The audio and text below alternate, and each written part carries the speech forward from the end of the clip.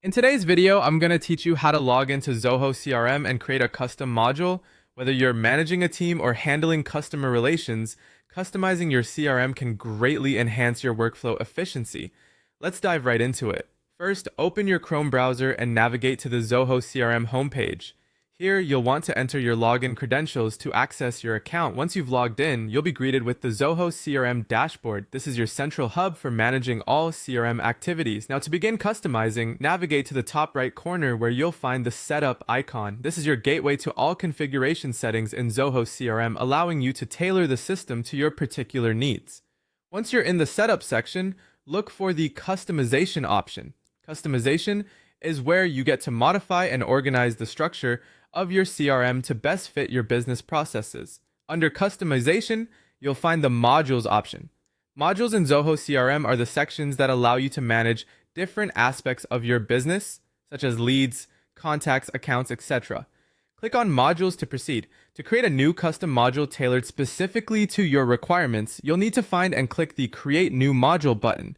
This is where the flexibility of Zoho shines, as you can design a module that reflects your exact business needs.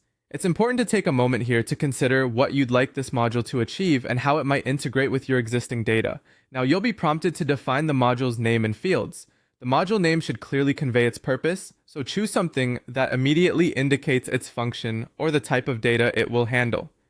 As you proceed to define the fields, think about what specific information you need to capture. Whether it's text, numbers, or date fields, each should align with the data you plan to manage. After setting your fields, you might want to define relationships with other modules. This step is crucial if you need your new module to interact with existing ones. For example, if you want to link customer projects with client records, you'll need to establish a relationship here. Properly setting these relationships ensures that data flows smoothly across your CRM. Once everything is in place, save your new module.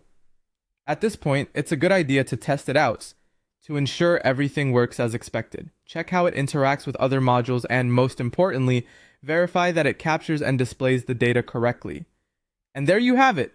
You've successfully logged into Zoho CRM and created a custom module. This new addition should now effectively support your unique business processes. Thank you for watching, and don't forget to subscribe for more helpful tips on optimizing your CRM usage.